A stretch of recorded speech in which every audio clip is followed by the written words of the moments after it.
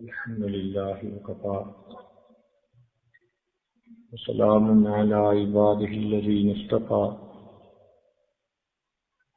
أما بعد أعوذ بالله من الشيطان الرجيم بسم الله الرحمن الرحيم من كان يرجو لقاء الله فإن أجل الله لآت. وقال الله تعالى في مقام آخر ومن كان يرجو لقاء ربه فليعمل عملا صالحا ولا يشرك بعبادة ربه أحدا.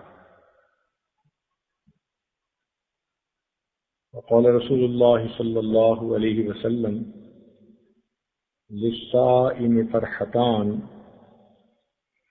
فرحة عند الإفطار وفرحة عند لقاء الرحمن أو كما قال عليه الصلاة والسلام سبحان ربك رب العزة عما يصفون وسلام على المرسلين والحمد لله رب العالمين. اللهم صل على سيدنا محمد وعلى آل سيدنا محمد وبارك وسلم. اللهم صل على سيدنا محمد وعلى آل سيدنا محمد وبارك وسلم. اللهم صل على سيدنا محمد وعلى آل سيدنا محمد وبارك وسلم.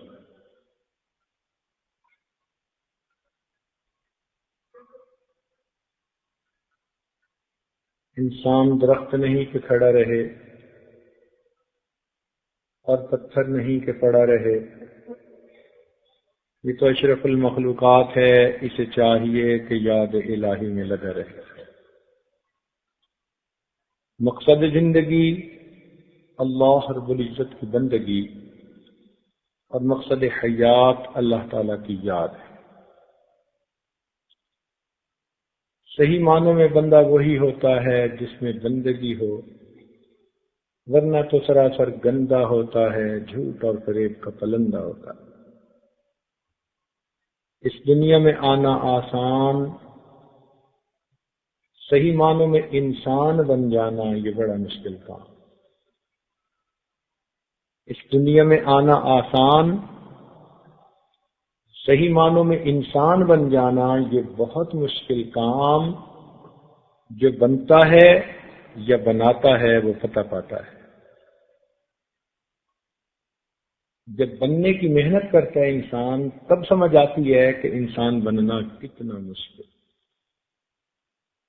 یوں تو ہر بندہ سمجھتا ہے کہ میں دل کو جب چاہوں گا ٹھیک کر لوں گا. مصحفی ہم تو سمجھتے کہ ہوگا کوئی زخم. مصحفی ہم تو سمجھتے تھے کہ ہوگا کوئی زخم، تیرے دل میں تو بہت کام رفو کا نکلا.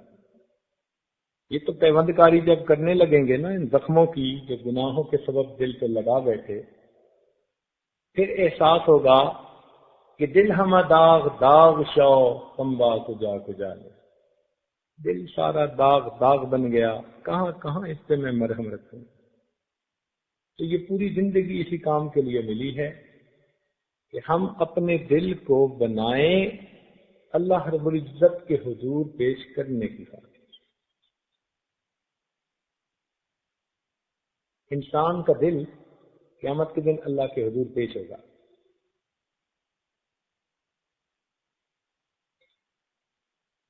اللہ تعالیٰ کیا فرماتے ہیں؟ یوم لا ینفع مال ولا بنون. قیامت کے دن نہ مال کام آئے گا نہ بیٹے کام آئیں گے، الا من اتی اللہ بقلب سلیم. جو قلب سلیم لایا، ثمرہ ہوا دل، صاف دل، ایسا دل جس میں ماں سوا کی محبت کے زخم نہ لگے ہیں، گناہوں کے اثرات نے جس دل کو بیمار نہ کر دیا ہو. ایسا دل جو لائے گا اللہ رب العزت کے ہاں وہ قبول ہوگا، بندے کو فائدہ دے. اللہ تعالیٰ دلوں کے بیوپاری ہے، بندے سے دل مانگتے ہیں، دل چاہتے ہیں۔ ہم لوگ 1 روپے کے بدلے میں باغی سیب نہیں خریدتے، دکاندار سے کہتے ہیں ہمیں نہیں چاہیے۔ تو اگر ہم 1 روپے کے بدلے میں داغی سیب قبول نہیں کرتے، اللہ رب العزت اپنی رضا، اپنی لقاء، اپنے مشاہدے کے بدلے میں داغی دلوں کو کیسے قبول فرمائے؟ وہ بھی یہی چاہتے ہیں کہ بے داغ دل لے کے آؤ میرے پاس۔ اس دل کو سنوارنے کی محنت، اسی کا نام تصوف سلوک۔ اور یہ خانقاہوں کے قیام کا بنیادی مقصد اپنے دلوں کو سنوارنا۔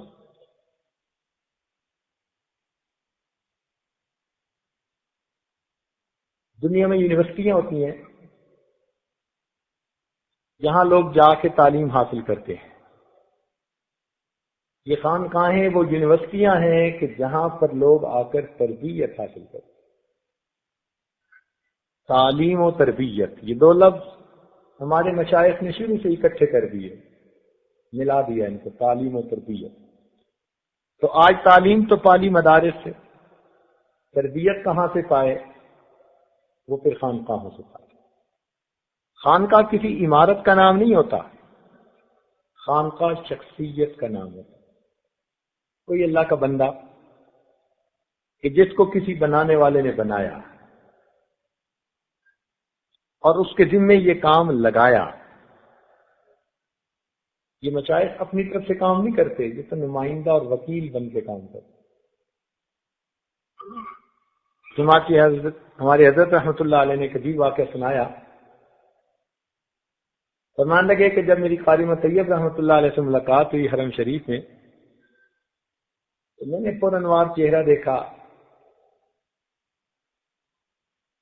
علم کا نور، عمل کا نور، نسبت کا نور، اور اللہ تعالیٰ نے ویسے بھی بدنی طور پہ ان کو بہت خوبصورت بنایا تھا۔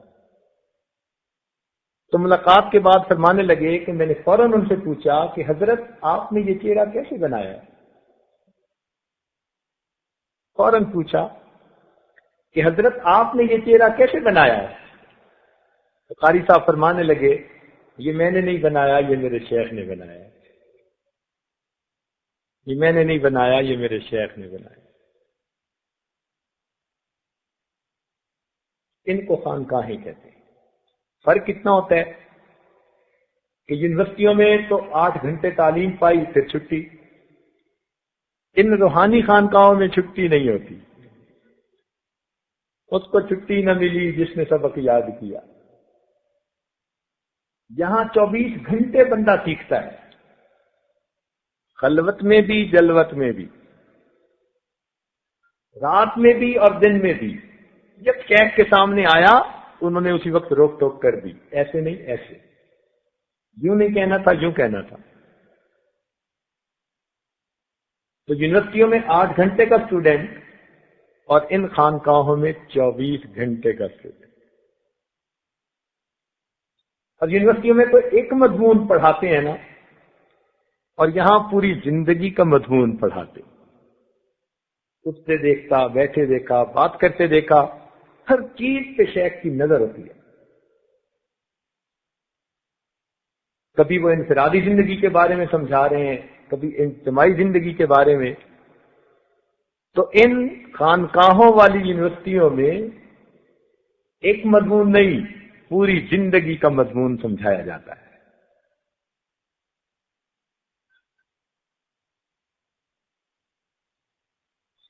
اللہ رب العزت نے اپنی مہربانی سے، اپنے فضل سے، اپنے کرم سے چند دن یہاں اعتکاف کی نیت سے گزارنے کی توفیق عطا فرمائی۔ یہ اللہ رب العزت کا کرم ہے۔ وما توفیقی الا باللہ، یہ ہماری توفیق اللہ کی طرف سے، اللہ تعالی کا کرم، اس کا احسان۔ اگر اس کا فضل اور احسان شامل حال نہ ہوتا تو ہم یہ کام نہ کر پاتے۔ انسان اتنا کمزور ہے، چھوٹا سا مچھر کاٹ لے، ملیریا کی وجہ سے بیمار پڑا،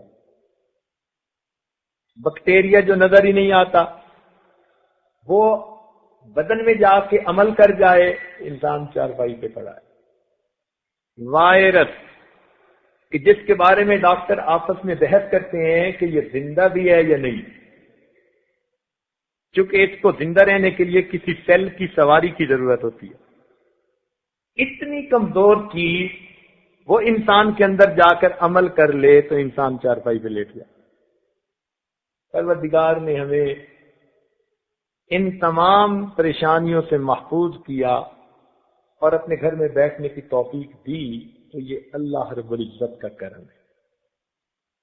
دنیا کا دستور بھی ہے کہ جب کوئی سخی اپنے در پہ کسی کو بلاتا ہے تو دینے کے لیے بلاتا ہے، جس کو دینا نہیں ہوتا اس کو وہ آنے ہی نہیں دیتا۔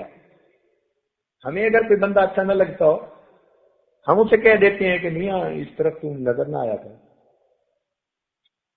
تو ہمیں کوئی بندہ اچھا نہ لگے، ہم اپنے گھر کے قریب میں اسے دیکھنا پسند نہیں کرتے، پروردگار عالم بھی اسی طرح اگر کسی سے ناراض ہوتے ہیں مسجد کا در اس کو دیکھنے نہیں دیتے۔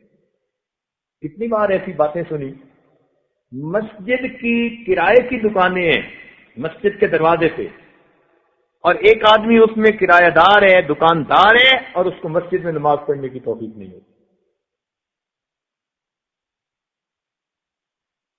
تو اپنے گھر اسی کو بلایا جاتا ہے جس کو اپنا سمجھا جاتا ہے۔ اللہ تعالیٰ کے گھر میں آنے کی توفیق مل جانا یہ اللہ رب العزت کی مہربانی کی دلیل ہے۔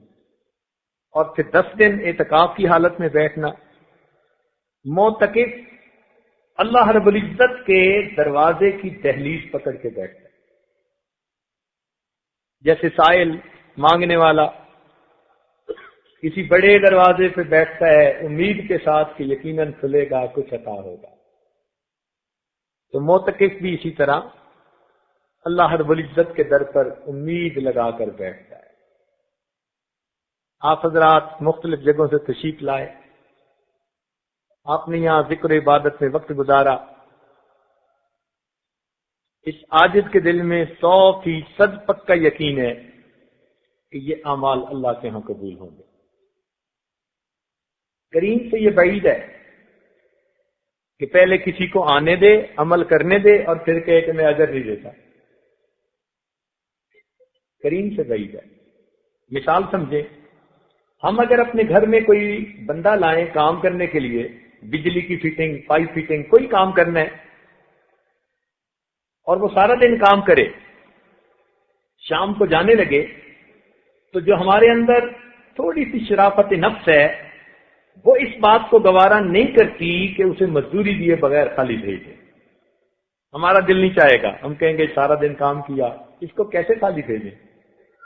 تو جب ہم کمزوروں کی یہ حالت ہے کہ اگر تھوڑی سی شرافت نفس اللہ نے دی، وہ گوارا نہیں کرتی کہ کسی کو خالی بھیجیں، تو اس احکم الحاکمین کا کیا پوچھنا۔ وَلِلَّهِ خَزَائِنُ السَّمَاوَاتِ وَالْأَرْضِ، جس کے پاس زمین و آسمان کے خزانے موجود ہیں، اگر کسی بندے نے اس کے گھر میں آ کے اس کے لیے محنت اور مزدوری کی، وہ ان بندوں کو کیسے خالی بھروا کر لگا۔ پروردگار تو اتنے قدردان ہے کہ اپنے محبوب کے ذریعے پیغام پہنچا دیا، اگر کوئی مزدور مزدوری کرے تو اس کا پسینہ خشک ہونے سے پہلے اس کو اس کی مزدوری دو۔ اب سوچئے، جو اتنے مہربان ہے کہ مزدور کا پسینہ خشک ہونے سے پہلے دوسروں سے مزدوریاں دلواتے ہیں، جب کوئی مزدور نے ان کے لیے مزدوری کی ہوگی تو وہ پروردگار کتنا جلدی عطا فرمائے۔ مہینہ ختم ہوتا ہے، لوگوں کے دل خوش ہوتے ہیں، ہمیں تنخواہ ملے گی۔ الحمدللہ، اعتکاف والوں کو آج خوشی ہونی چاہیے، روزہ داروں کو آج خوشی ہونی چاہیے کہ الحمدللہ اللہ رب العزت نے ایک مہینہ ایک عبادت کی توفیق عطا فرمائی، اب ہمیں ان عملوں کے اوپر اللہ کی طرف سے اجر ملے گا۔ میری قسمت سے الہی پائے یہ رنگ قبول، پھول کچھ میں نے چنے ہیں ان کے دامن کے لیے۔ ہم نے جو کچھ بھی کیا اس مہینے میں اللہ رب العزت کی رضا کے لیے کیا ہے، قبولیت کے لیے کیا ہے۔ چنانچہ حدیث پاک میں فرمایا للصائم فرحتان، روزہ دار کے لیے دو خوشیاں ہوتی ہیں. روزہ دار کے لیے دو خوشیاں ہیں. پہلی خوشی فرحت عند الافطار، ایک خوشی تو اسے افطار کے وقت ملتی ہے. یہ جو افطار کی خوشی ہے اس کے بھی دو حصے. ایک تو روزانہ افطار کی خوشی، آپ دیکھتے ہیں نا کہ افطاری کے وقت جب آدمی ٹھنڈا پانی پیتا ہے، کچھ اپنے منہ میں ڈالتا ہے، تو طبیعت کے اندر ایک خوشی کی لہر دوڑ جاتی ہے. یہ لہر دو وجہ سے ہوتی ہے. ایک تو اس خوشی سے کہ ہم نے ایک عبادت کی نیت کی، اللہ کے فضل سے وہ عبادت مکمل ہو گئی. اس لیے اگر افطاری سے ایک گھنٹہ پہلے اس کو فذکرو منہ بھر کر ابکائی آئے کہ جس سے روزہ ٹوٹ جاتا ہے، تو اس بندے کو کتنا دکھ ہوتا ہے کہ میں نے اتنا وقت جو تھا وہ بھوک پیاس سے روزے کی نیت سے کاٹا اور اتنا قریب آ کر میرا وہ روزہ نہ رہا. تو معلوم ہوا کہ جن کا روزہ مکمل ہو جاتا ہے عبادت کی تکمیل کی وجہ سے دل میں خوشی ہو جاتی ہے. اور اس لیے بھی کہ اللہ رب العزت کی نعمت انسان پھر کھانے لگ جاتا ہے. ایک خوشی تو اس لیے ہوتی ہے، اور ایک خوشی اس لیے کہ حدیث پاک میں فرمایا گیا کہ روزہ دار آدمی جب افطار کرتا ہے اس وقت اللہ تعالیٰ اس کی دعا کو قبول فرماتے ہیں. یہ بڑی عجیب نعمت ہے. دیکھیں، ہمیں کوئی بڑا بزرگ عالم اللہ والا آ کر بتا دے بھائی قبولیت دعا کا وقت ہے، تو ہم کتنے ذوق اور شوق سے اللہ سے دعائیں مانگیں گے کہ قبولیت دعا کا وقت ہے. ولیوں کے سردار، نبیوں کے سردار، سید الانبیاء والمرسلین، محبوب رب العالمین حضرت محمد مصطفیٰ احمد مجتبیٰ صلی اللہ علیہ وسلم نے بتلا دیا کہ روزہ دار آدمی کی افطار کے وقت دعا قبول ہوتی ہے. اب بتائیے یہ کتنی بڑی خوشی کی بات ہے. یہ ایسی عبادت کہ جو آدمی روزہ رکھتا ہے، پروردگار عالم اس روزہ دار کی عبادت سے اتنا خوش ہوتے ہیں کہ ہواؤں کے اندر پرندے، پانی کے اندر مچھلیاں اور بلوں کے اندر چیونٹیاں بھی روزہ دار بندے کے لیے استغفار کر رہی ہوتی ہے. اب دیکھیے مخلوق بھی سفارشیں کر رہی ہے اور خود اس کو بھی فرما دیا کہ تمہاری دعا قبول کریں گے. تو پھر افطار کے وقت روزے دار کو کتنی خوشی. یہ پہلی خوشی ہوتی ہے مومن کو. اور 30 دن رمضان میں یہ 30 مرتبہ نصیب ہوتی ہے. الحمدللہ ثم الحمدللہ. اس لیے افطار کے وقت میں دوست احباب الحمدللہ دعائیں خوب کرتے رہے. ایک ہے مہینے کا افطار، روزانہ کا افطار تو کرتے رہے. اب آج جو روزہ ہم افطار کریں گے تو یہ پورے مہینے کا آخری دن، یعنی روزوں کا مکمل افطار. ایک خوشی اس وقت ہوتی ہے کہ الحمدللہ اللہ رب العزت نے اپنی مہربانی سے پورا رمضان المبارک بخیریت گزارنے کی توفیق عطا فرما دی. اسی لیے جب یہ انسان رمضان مبارک کے روزے مکمل کر لیتا ہے تو اس سے اگلے دن یہ اللہ رب العزت کا مہمان بن جاتا ہے. اس لیے یکم شوال عید کا دن کہلاتا ہے. اس دن مومن اپنے بندے کا مہمان ہوتا ہے. فقہا نے لکھا کہ پہلی شوال کا روزہ منع ہے، شریعت نے اس کو منع کر دیا. کیوں منع کر دیا؟ کہ اگر بادشاہ وقت دعوت کرے اور ایک بھنگی کو بلا لے اور وہ بھنگی کھانے سے انکار کرے، یہ بادشاہ کی توہین ہے. بھنگی کی کہاں جرت کہ بادشاہ کی دعوت سے ٹھکرائے. تو جب اللہ رب العزت نے اتنی مہربانی فرمائی کہ اپنے بندوں کے روزوں کے قبولیت کے طور پر ان کو فرمایا کہ اب تم میرے مہمان ہو، اب یکم شوال کو روزہ کوئی نہیں رکھ سکتا. اب افطاری یہ خوشی کا دن ہے. سب کے سب اللہ کے مہمان، ماشاء اللہ۔ اسی لیے عید کی خوشیاں ہوتی ہیں۔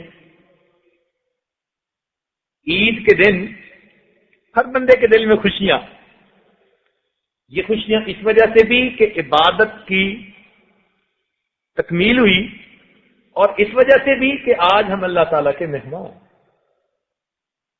اس لیے جو غرباء اور مساکین اس دن نہیں کھا سکتے، فطرانہ دینا پڑتا ہے۔ فرمایا کہ عید کے لیے آنے سے پہلے فطرانہ دے کے آؤ۔ جن غریبوں کے گھروں میں کچھ نہیں کھانے کے لیے، آج وہ میرے مہمان ہیں، میری دعوت ہے۔ امیروں، فقط تم نے بریانیاں نہیں کھانی، آج تم غریبوں کو پہلے دے کے آؤ گے تب میرے گھر میں آؤ گے۔ تو فطرانہ دینا ہوتا ہے، غریبوں کو بھی ساتھ لے لیا۔ سبحان اللہ۔ نبی علیہ السلام عید کے دن اپنے گھر سے عیدگاہ کی طرف تشریف لا رہے ہیں، کچھ بچوں کو کھیلتے ہوئے دیکھا۔ جب ذرا آگے گزرے، ایک بچے کو اداس مغموم بیٹھے دیکھا۔ محبوب رک گئے، پوچھا بچہ کیوں تم اداس غمگین بیٹھے ہو؟ اے اللہ کے محبوب، میں یتیم مدینہ ہوں، میرے والد فوت ہو چکے، میرے لیے کپڑے لانا والا کوئی نہیں، کہ آج میری ماں مجھے نہلا کے کپڑے پہناتی اور میں بھی خوشی خوشی بچوں کے ساتھ کھیلتا، اس لیے اداس مغموم بیٹھا ہوں۔ نبی علیہ السلام رک گئے، اسے فرمایا کہ اچھا اگر تمہارے والد فوت ہو چکے تو آؤ، محمد عربی تمہیں اپنا بیٹا بناتے ہیں۔ اس کو گھر لے کے آئے، فرمایا لبیک یا رسول اللہ، اس بچے کو نہلاؤ، یہ یتیم ہے۔ نہلا دیا گیا۔ نبی علیہ السلام نے اپنی ایک چادر کے 2 ٹکڑے کیے، اس کو باندھا تہبند کی طرح اور دوسری اس کو اڑا دی۔ ام المومنین نے اس کو تیل لگایا، کنگھی کی، سرما ڈالا، خوشبو لگائی، بچہ تیار ہو گیا۔ اب بچہ بڑا خوش کہ میں بھی عید کے لیے جاؤں گا۔ اب وہ ساتھ چلنا چاہتا ہے۔ کتابوں میں لکھا کہ نبی علیہ السلام تشریف فرما ہوئے بیٹھ گئے اور اس بچے کو اشارہ کیا کہ تم پیدل نہیں چلو گے، آج میرے کندھے پہ سوار ہو کے جاؤ گا۔ نبی علیہ السلام نے اس یتیم کو اپنے کندھے پہ سوار کروایا۔ پھر جب اس گلی میں سے گزرے کہ جہاں بچے کھیل رہے تھے، ان بچوں نے پھر سلام کیا۔ حیران ہے کہ جس بچے کو ہم اپنے ساتھ کھیلنے نہیں دے رہے تھے، وہ بچہ نہا دھو کے نبی علیہ السلام کے مبارک کندھے پہ سوار ہے۔ اس بچے نے ان کو کہا کہ مجھے نبی علیہ السلام عید کی نماز کے لیے لے کے جا رہے ہیں، میں بیٹا بن گیا۔ ان میں سے ایک بچہ کہتا ہے کاش ہم بھی یتیم ہوتے، اللہ کے نبی ہمیں بھی کندھے پہ اٹھا کے عیدگاہ تشریف لے جائے۔ جب عیدگاہ میں پہنچے، نبی علیہ السلام منبر پر چڑھنے لگے، یہ بچہ نیچے بیٹھنے لگا، فرمایا نہیں، آج میرے ساتھ منبر پہ بیٹھا۔ چنانچہ جہاں تشریف فرما ہوئے بچے کو پاس بٹھایا اور نبی علیہ السلام نے اس کے سر پر دست شفقت رکھ کر فرمایا کہ جو آدمی یتیم کے سر پر شفقت و محبت کا ہاتھ رکھے گا، جتنے بال اس کے ہاتھ کے نیچے ہوں گے، اللہ تعالیٰ اتنی نیکیاں اس کے نام اعمال میں عطا فرمائے گا۔ انا وکافل الیتیم ہاکذا، فرمایا میں اور یتیم کی کفالت کرنے والا جنت میں ایسے اکٹھے ہوں گے جیسے ہاتھ کی 2 انگلیاں اکٹھی ہوتی۔ تو یہ شہر المفاقات، غمخاری کا مہینہ، یہی تو غمخاری سیکھی ہے ہم نے کہ دوسرے کے دکھ کو اپنا دکھ سمجھنا ہے۔ لہذا عید کے دن غریبوں کو بھی خوشیوں میں شامل کر لیا گیا۔ یہ مہمان نوازی ہے پروردگار کی طرف سے۔ اس لیے اللہ تعالیٰ عید کے دن اپنے مومن بندوں سے بڑے خوش ہوتے ہیں۔ ملائکہ کو ارشاد ہوتا ہے عید کی رات کہ جاؤ اور پوری زمین پہ پھیل جاؤ۔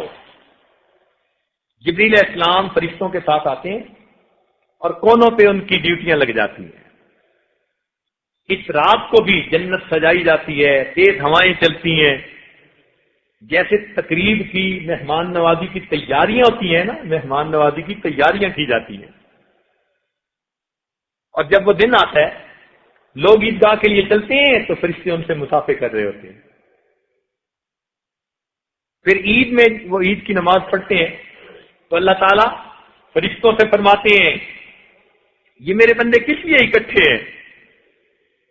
تو فرشتے عرض کرتے ہیں اللہ کے اے اللہ، ان بندوں نے مزدوری کی، اب یہ آپ سے مزدوری چاہتے ہیں، ان کو مزدوری ملنی چاہیے.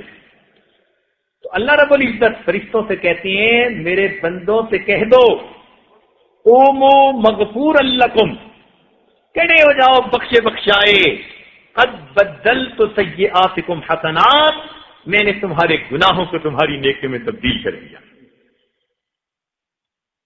اتنا رب کریم خوش ہوتے ہیں. اور پھر اعلان ہوتا ہے اے ایمان والو فبعزتی وجلالی، مجھے اپنی عزت کی قسم، مجھے اپنے جلال کی قسم، لا اخزیکم ولا افضحکم بین اصحاب الحدود، اگر تم میری اطاعت کرتے رہو گے میں تمہیں کافر و منافقوں کے سامنے کبھی رسوا نہیں کروں گا.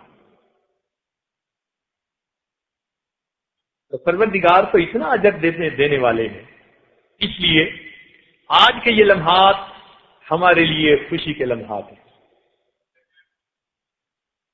حسن ظن رکھیے، اللہ رب العزت کے ساتھ جیسا گمان رکھیں گے وہ ویسا معاملہ فرمائیں گے. تو ہمیں امید ہے اللہ تعالیٰ کی رحمت ہوگی. رابعہ بصریہ نے حج کیا، حج کر کے کہنے لگی کہ ہمیں اجر ملے گا.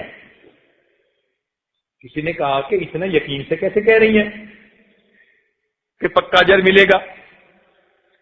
کہنے لگی دیکھیں دو حال سے بات خالی رہی، یا تو حج قبول ہوگا تو اجر ملے گا، قبولیت سے ہو گئی، یا پھر حج قبول نہیں ہوگا.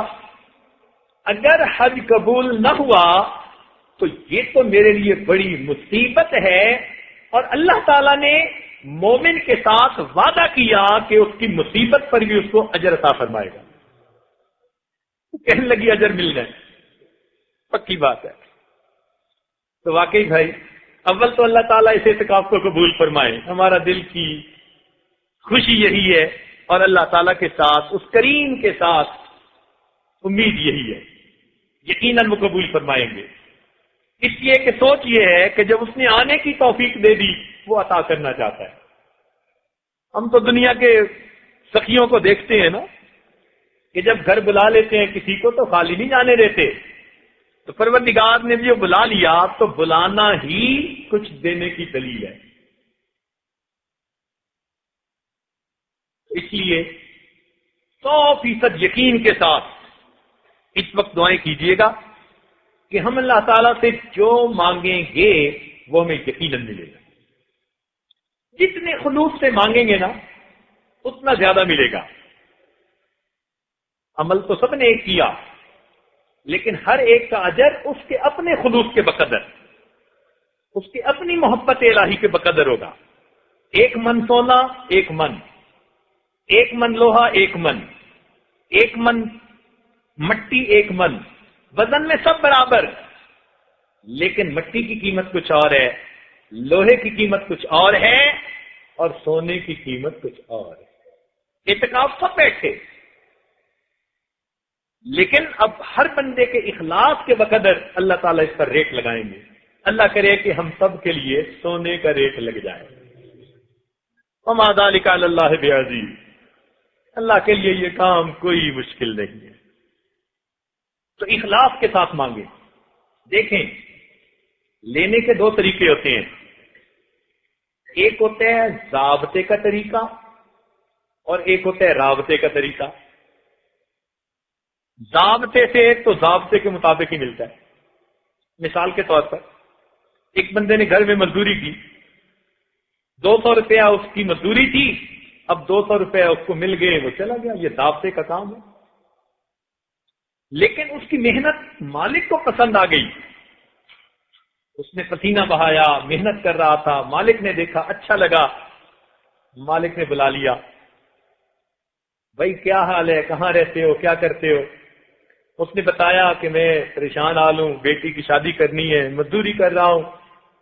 اب جب سنا کہ بیٹی کی شادی کرنی ہے تو مالک اپنے گھر گیا اور 10,000 روپیہ لا کر اس مزدور کو دے دیا۔ یہ جو کچھ اس کو ملا یہ اس کو رابطے کی وجہ سے ملا۔ تو رابطے سے تو 200 ملنے تھے، اور جب ذرا رابطہ ہوا کہ مالک کو پسند آ گیا تو اب کتنا ملا؟ 10,000 روپیہ مل گیا۔ تو رابطے پہ وہ ملتا ہے جو رابطے پہ نہیں ملا کرتا۔ اس لیے کئی دوست پوچھتے ہیں او جی اشراق پڑھنے پر حج اور عمرے کا ثواب کیسے؟ بھائی یہ اشراق کا پڑھنا رابطہ ہے، اس کا دستور نہیں اور ہے معاملہ، یہ مالک کی دین ہے، وہ جب چاہے دے دے، جتنا چاہے دے دے۔ ایک حج عمرے کی کیا بات کرتے ہو؟ سبحان اللہ۔ تو فرمایا کہ للصائم فرحتان، صائم کے لیے motor number 4AM 4908 second motor AAJ 5169 motor block کا ریلیز ہے۔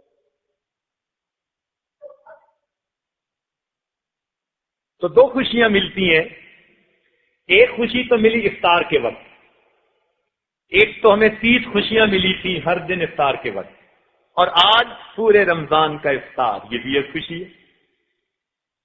اس لیے کل عید کا دن ہے، عید کا چاند دیکھ کے خوشی ہوتی ہے، بلکہ ضرب المثل بن گئی، کوئی بہت محبوب ہونا اور ذرا دیر سے نظر آئے تو کہتے ہیں یار عید کا چاند بن گئے،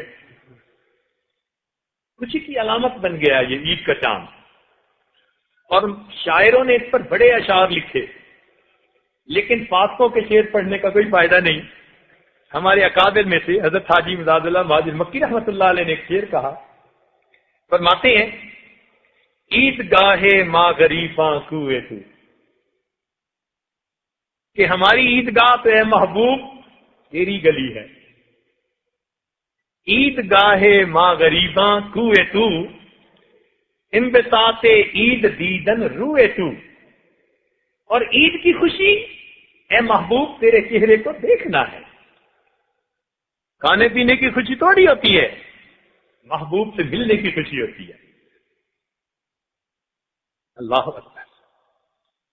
اورنگزیب عالمگیر رحمۃ اللہ کی بیٹی زیب النساء مخفی، اس نے بھی عجیب شعر کہا، کہتی ہے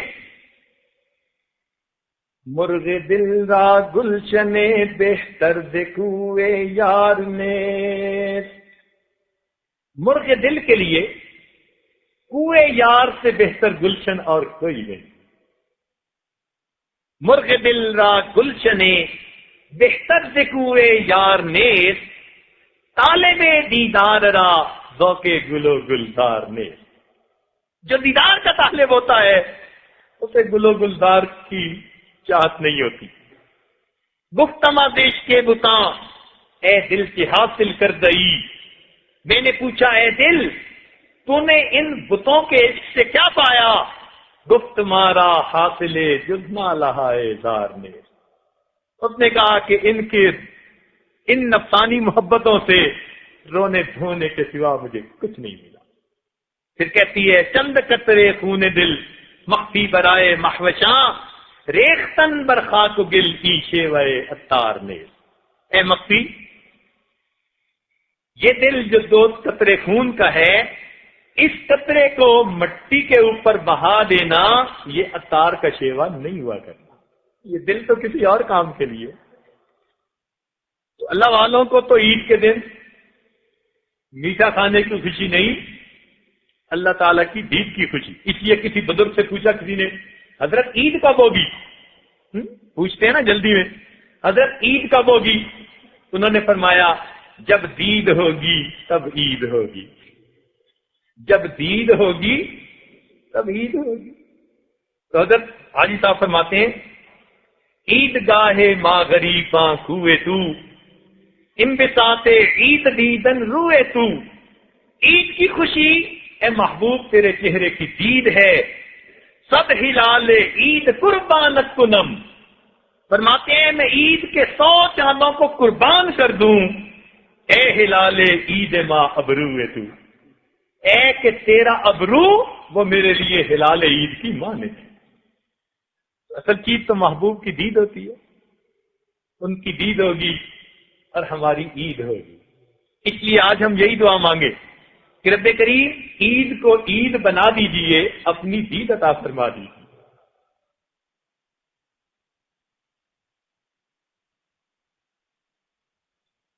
اللہ رب العزت نے اس امت کو 30 روزے عطا کیے، بنی اسرائیل کو 40 روزے، 40 چلا پورا،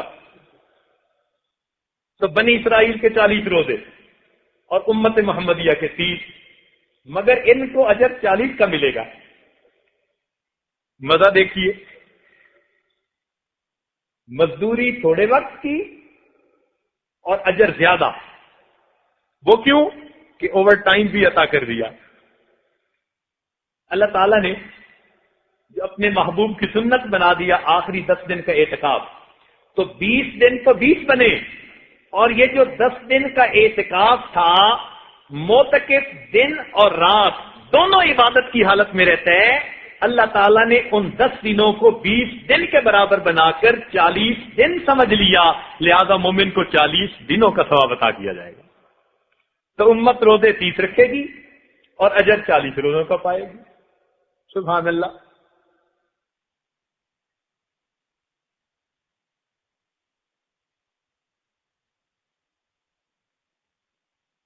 دوسری خوشی مومن کو ملے گی، حدیث پاک میں فرمایا فرحۃ عند لقاء الرحمن، وہ خوشی ملے گی کہ جب رحمان سے ان کی ملاقات ہوگی۔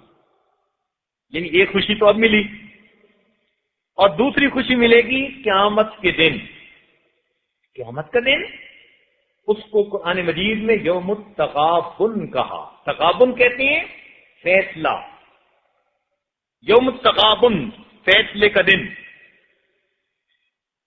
یوم یجمعکم لیوم الجمع ذالک یوم التغابن، کیا مطلب کہ وہ ایسا دن ہوگا اے انسان، یا تو زندگی کی بازی جیت جائے گا یا پھر زندگی کی بازی ہار جائے گا۔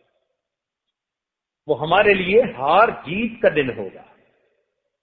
اس دن میں اگر مومن کو رحمان کی ملاقات سے خوشی ہو تو یہ جیت کی دلیل ہوتی ہے، یہ جیت کی خوشی ہوتی ہے۔ اس کا مطلب ہے مومن کو اللہ تعالیٰ جیت کا دن بنا دیں گے۔ طالب علم پاس ہوتے ہیں نا تو ہار پہنتے ہیں، پتہ نہیں اس کا نام ہار کیوں رکھ دیا، اس کا نام تو جیت رکھنا چاہیے تھا۔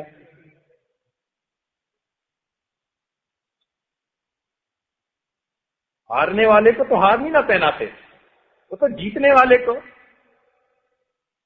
تو بہرحال وہ خوشی کا دن ہوگا مومن کے لیے۔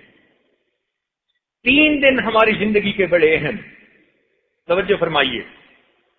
ایک وہ دن جب انسان دنیا میں آتا ہے، اور ایک وہ دن جب انسان دنیا سے اپنے رب کی طرف جاتا ہے، اور تیسرا وہ دن جب قیامت کے دن بندے کو اپنے پروردگار کے سامنے کھڑا کیا جائے گا۔ اس لیے حضرت عیسیٰ علیہ السلام نے کہا تھا وَالسَّلَامُ عَلَيَّ يَوْمَ وُلِدتُّ وَيَوْمَ أَمُوتُ وَيَوْمَ أُبْعَثُ حَيًّا۔ یہ 3 دن بڑے اہم۔ ایک دن تو ہمارا گزر چکا کہ دنیا میں آئے، 2 دن باقی ہیں۔ اللہ کرے کہ وہ دونوں دن ہمارے لیے خوشیوں بھرے دن بن جائے، اور قیامت کا دن ہمارے لیے سب سے زیادہ خوشیوں کا دن بنے۔ تو روزہ دار کے لیے حدیث پاک میں خوشخبری کہ قیامت کے دن اس کو ایک خوشی اس دن ملے گی، اس دن سلامتی مل جائے۔ اللہ اکبر۔ دیکھیں، یہ جو بندہ سلام کرتے ہیں نا کسی کو، تو یہ بھی خوشی کا پیغام ہوتا ہے۔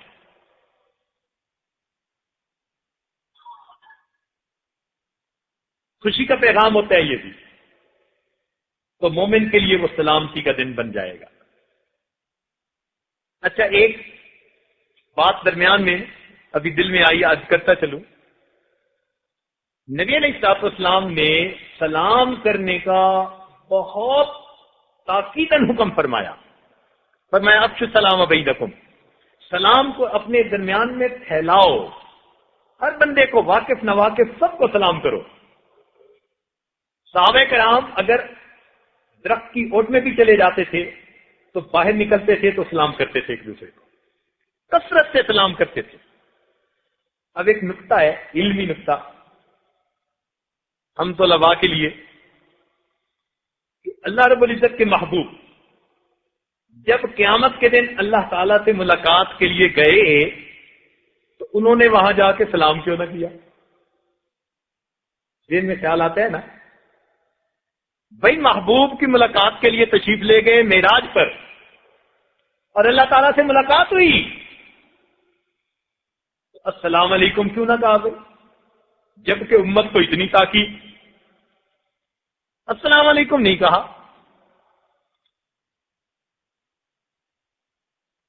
کیا کہا؟ فرمایا التحیات للہ والصلوات والطیبات، قولی تعریفیں، بدنی عبادتیں یا مالی عبادتیں، سب کی سب اس اللہ پروردگار کے لیے۔ اتنی تعریف کی، تین باتیں کہہ دی۔ سلام کا لفظ کہیں نہیں، کیوں؟ بنیادی وجہ یہ کہ سلامتی کی ضرورت اس کو ہوتی ہے جس پر مصیبتیں اور پریشانیاں آنی ہوتی ہیں، اس کو دعا دی جاتی ہے کہ تم مصیبتوں اور پریشانیوں سے بچ جاؤ، تو پروردگار تو خود سلام ہے، تو اس کی شان اس سے بالا ہے، اونچی ہے۔ اس لیے نبی علیہ السلام نے جا کر تعریف کر دی۔ جب نبی علیہ السلام نے اللہ تعالیٰ کی تعریفیں کی اور تین الفاظ میں التحیات للہ والصلوات والطیبات، اب اس کے جواب میں پروردگار نے جواب فرمایا السلام علیک ایھا النبی۔ دیکھا، اب سلامتی کی بات آئی۔ اللہ تعالیٰ اپنے محبوب کو فرماتے ہیں السلام علیک ایھا النبی ورحمۃ اللہ وبرکاتہ۔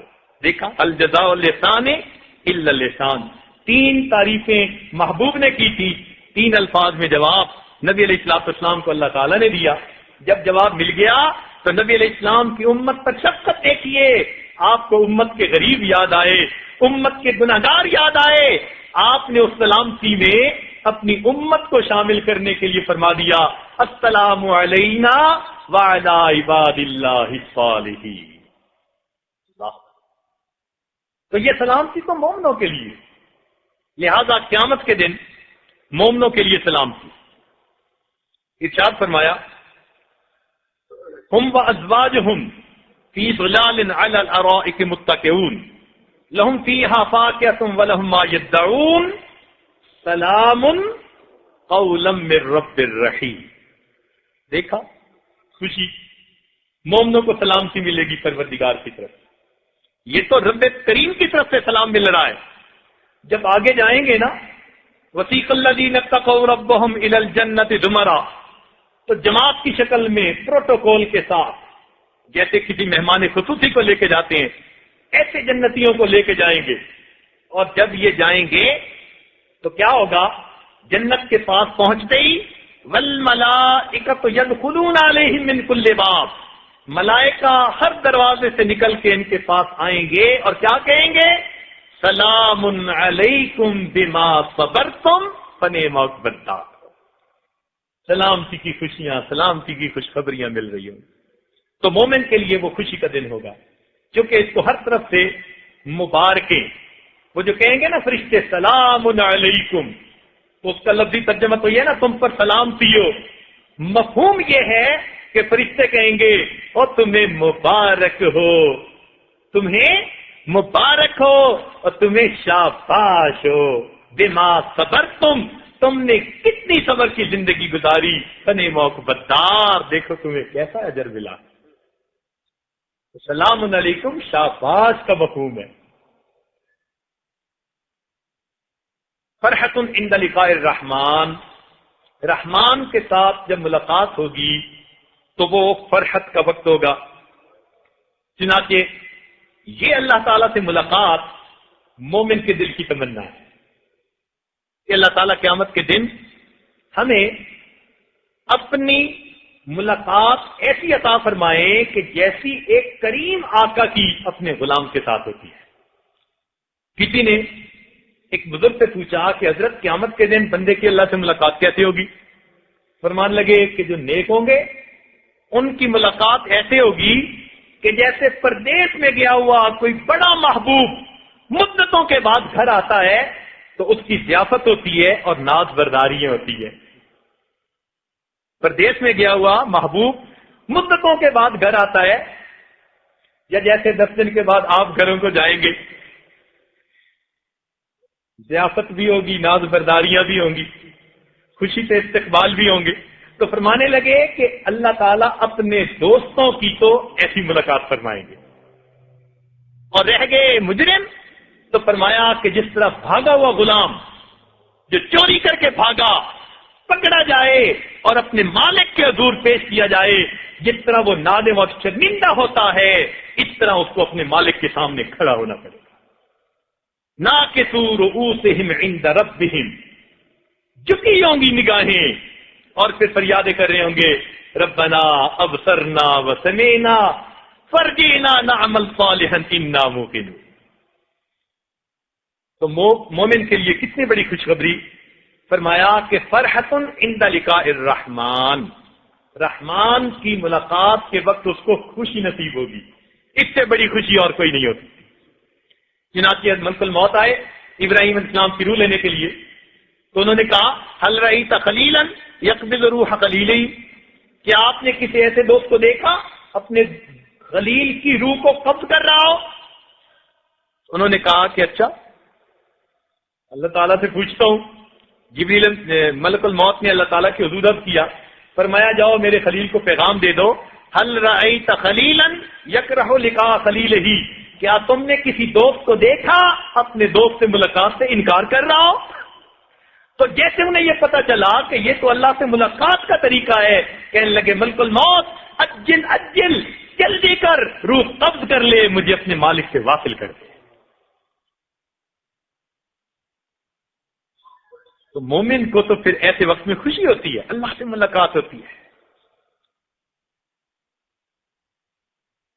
اس لیے حدیث پاک میں فرمایا، حدیث قدسی، الا طال شوق الابرار الى لقائی وانا الیہم لاشد شوقا، کہ میرے نیک لوگوں کا شوق میری ملاقات کے لیے بڑھ گیا اور میں ان کی ملاقات کے لیے ان سے بھی زیادہ مشتاق ہوں۔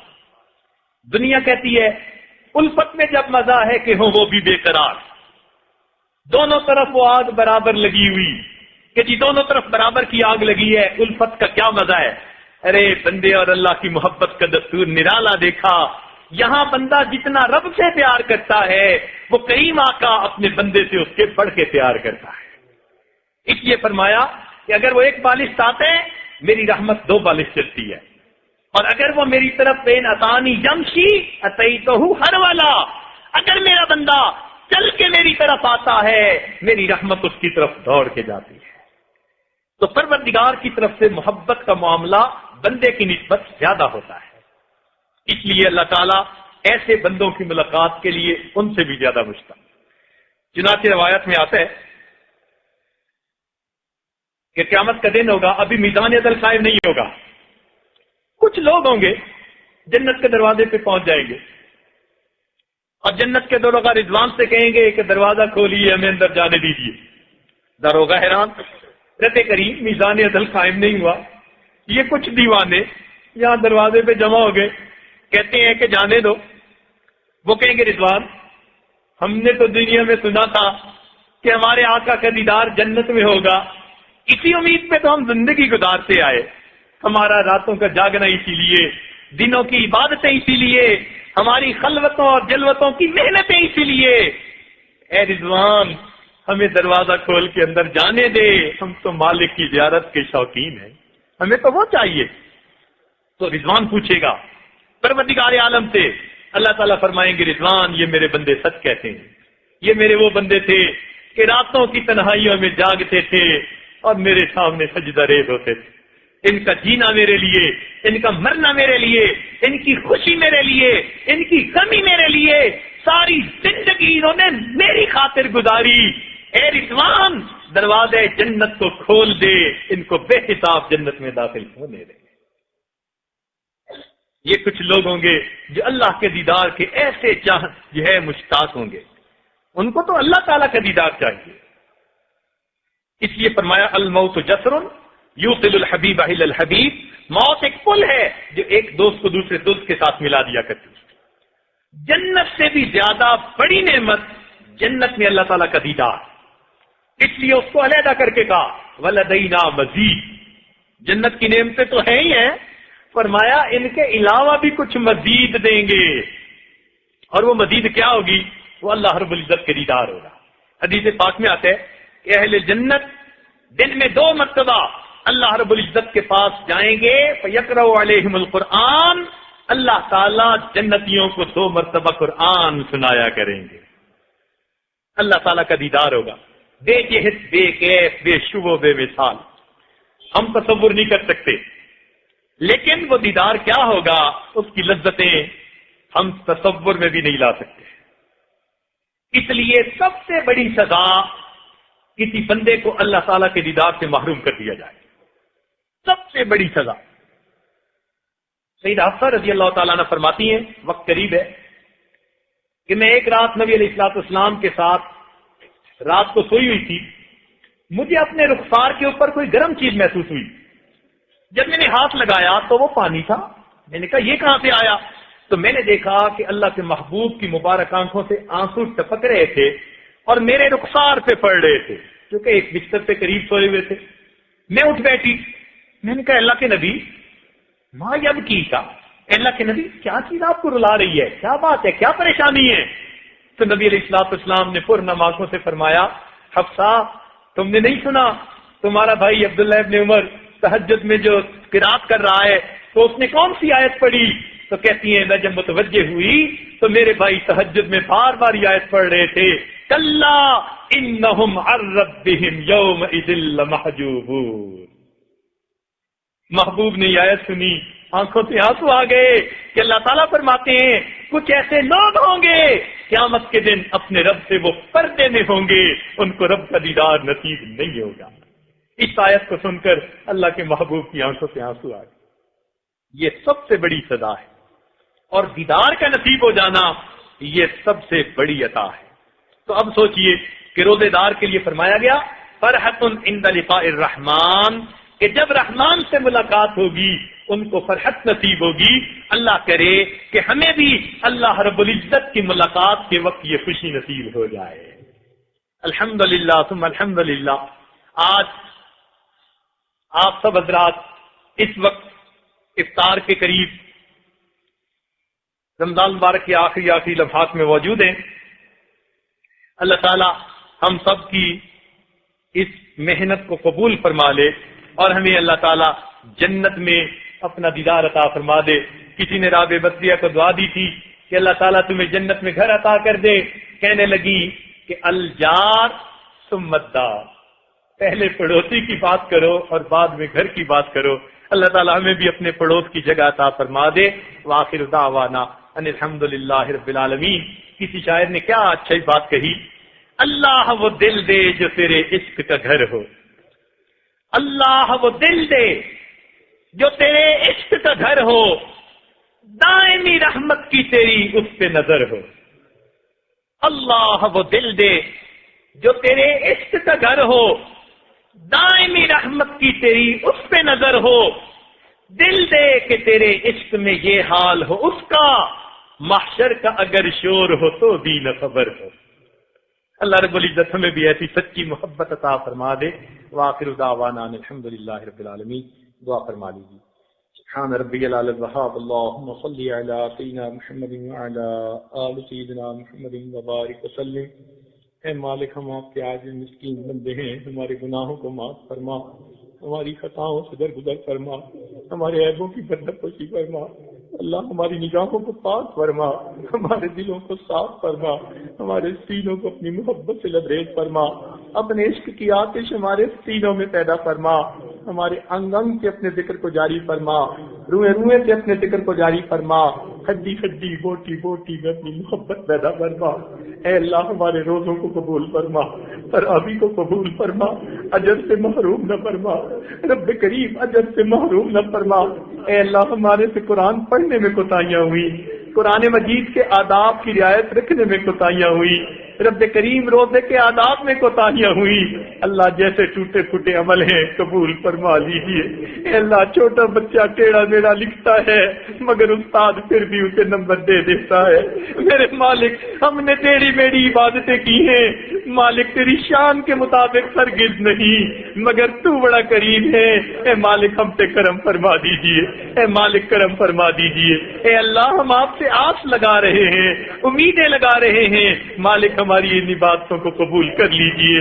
اے اللہ جتنے بھی احباب موجود ہیں سب کی عبادتوں کو قبول فرما لیجئے. ہمارے پچھلے گناہوں کو معاف فرما دیجئے. آئندہ نیکوکاری کی زندگی عطا کیجئے. اللہ بچہ پریشان ہوتا ہے ماں باپ کی طرف دوڑتا ہے، بندے پریشان ہوتے ہیں پروردگار کی طرف لوٹتے ہیں. اے بے قصوں کے دستگیر، اے ٹوٹے دلوں کو تسلی دینے والے، اے خالی جھولیوں کو بھر دینے والے، اے گناہگاروں کے گناہوں پہ رحمت کی چادر ڈال دینے والے، پروردگار ہمیں اپنی رحمت کی چادر عطا فرما دیجیے. رب کریم جب کوئی ماں بچے کو نجاست میں طرح دیکھتی ہے وہ بچے سے نفرت نہیں کرتی، بچے سے گھن نہیں کھاتی، سمجھتی ہے بیٹا میرا ہی ہے، نادان ہے، نجاست میں لچڑا پڑا ہے، اسے دھو کر سینے سے لگا لیتی ہے. اللہ ہم بھی گناہوں کی نجاست میں لچڑے ہوئے ہیں مگر بندے آپ ہی کے ہیں. اللہ نادان ہے ہم مگر آپ رحمت فرما دیجیے. ایک رحمت کی نظر ڈال کے دھو دیجیے اور اپنی رحمت کی چادر میں جگہ عطا فرمائیے. اے اللہ آپ نے خود ارشاد فرمایا وَأَمَّا السَّائِلَ فَلَا تَنْهَرْ، سوالی کو انکار نہ کرو جھڑکی نہ دو. جب ہم کمزوروں کو حکم ہے ہم سوالی کو انکار نہ کریں. مالک ہم بھی آپ کے در کے سوالی ہیں. اللہ آپ بھی انکار نہ فرمائیے. اے اللہ آپ بھی انکار نہ فرمائیے. اے مالک دور دور سے حضرات تشریف لائے اور یہاں ایک جگہ اکٹھے ہو کر انہوں نے آپ کو منانے کے لیے اللہ چند اعمال کیے. اللہ اس محفلوں کو قبول کر لیجئے. ان دنوں پر امیدوں سے بڑھ کر اجر عطا فرما دیجئے. رب کریم ہم پر احسان فرمائیے. اللہ آپ کو منانا اس وقت تک ضروری ہے جب تک کہ آپ راضی نہیں ہو جاتے. اے مالک راضی ہو جائیے. کریم آقا راضی ہو جائیے. اے حنان راضی ہو جائیے. اے منان راضی ہو جائیے. اے مالک آپ نے راضی نہیں ہونا پھر بھی راضی ہو جائیے. رب کریم راضی ہو جائیے. پروردگار ہم پر احسان فرمائیے. رب کریم ہم پر احسان فرمائیے. اے اللہ آپ نے احسان قرآن پاک میں ارشاد فرمایا کہ انسانوں انتم الفقراء، تم سب فقیر ہو. اور دوسری جگہ فرمایا انما الصدقات للفقراء، صدقات فقیروں کے لیے ہوتے ہیں. اے اللہ جب ہم فقیر ہیں اور صدقات فقیروں کے لیے ہوتے ہیں اللہ اپنی رحیمی کا صدقہ دیجئے، اپنی کریمی کا صدقہ دیجئے، اپنی رحیمی کا صدقہ دیجئے، اپنی غفاری کا صدقہ دیجئے، اپنی ستاری کا صدقہ دیجئے. اے اللہ ہم فقراء ہیں اور آپ نے فرمایا کہ صدقات فقراء کے لیے ہوتے ہیں. اللہ اپنے خزانوں سے صدقہ عطا کر دیجئے. اللہ خزانوں سے صدقہ عطا کر دیجئے. اللہ ہمارے دامن بھر دیجئے. رب کریم ہمارا معاملہ یوسف علیہ السلام کے بھائیوں والا ہے جو غلہ پورا مانگتے تھے مگر قیمت پوری نہیں تھی. اللہ ہمارے پاس بھی عمل پورے نہیں مگر اجر پورا مانگتے ہیں. اللہ یوسف علیہ السلام نے بھائیوں کو معاف کر دیا تھا. آپ یوسف علیہ السلام سے زیادہ قریب ہیں. آپ اپنے بندوں کو معاف فرما دیجئے. اللہ آپ فرما دیجئے لا تثریب علیکم اليوم. مالک ہمارے گناہ معاف ہو جائیں گے، ہماری بگڑی بن جائے گی، رحمت کی ہم پہ نظر ہو جائے گی. اے اللہ تیری ایک نگاہ کی بات ہے، میری زندگی کا سوال ہے. رحمت کی ایک نظر ڈال کے ہماری بگڑی بنا دیجئے، ہماری سب امیدیں پوری فرما دیجئے. دور بیٹھے مرد عورتیں جو اس پر آمین کہہ رہے ہیں ان کو بھی ان دعاؤں میں شامل فرما لیجئے. رب کریم جو مانگا وہ بھی عطا فرمائیے، جو مانگنا چاہیے تھا نہیں مانگ سکے وہ بھی عطا فرما دیجئے. اے اللہ بار بار اپنے گھر کا دیدار عطا فرما، اپنے محبوب کے در کی حاضری عطا فرما، امت مسلمہ کو عزت رفتہ نصیب فرما. اللہ مدارس عربیہ کی حفاظت فرما، دعوت و تبلیغ کے کام کی حفاظت فرما. اے اللہ خانقاہوں کی حفاظت فرما. اقامت دین کے لیے جو علماء کوششوں میں لگے اللہ ان کی بھی حفاظت فرما. اے اللہ حرمین شریفین کی حفاظت فرما، اسلام کا بول بالا فرما، کفر کا منہ کالا فرما. وصلی اللہ تعالی علی خیر خلقہ سید اے اللہ خدمت کی جماعت نے جو معتکفین کی خدمت کی، اللہ ان کی خدمت کو قبول فرما، رب کریم انہیں اپنے مقبول بندوں میں شامل فرما۔ اے اللہ ہم نے اپنے اساتذہ سے یہی پڑھا سنا کہ عبادت سے انسان کو جنت ملتی ہے مگر خدمت سے خدا ملتا ہے۔ اے اللہ جن خدمت والوں نے خدمت کی انہیں اب اپنا بنا لیجئے، اے اللہ انہیں اپنا بنا لیجئے، پروردگار انہیں اپنے مقبول بندوں میں شامل فرما لیجئے۔ اے اللہ جن مستورات نے کھانے بنائے، جن مردوں نے یہاں پہنچائے اور مہمانوں کے سامنے لگائے، جو دن اور راتوں میں جاگتے رہے اور جنہوں نے دعوت دی اور ان محفلوں کے لیے اور اس نظم کے لیے انہوں نے کوششیں کی، اے اللہ سب کی کوششوں کو قبول فرما لیجئے۔ اہل شہر جتنے بھی مسلمان ہیں سب کو اپنے مقبول بندوں میں شامل فرما لیجئے۔ ربنا تقبل منا انک انت السمیع العلیم تب علینا انک انت التواب الرحیم۔ صلی اللہ تعالی علی حبیبہ سیدنا محمد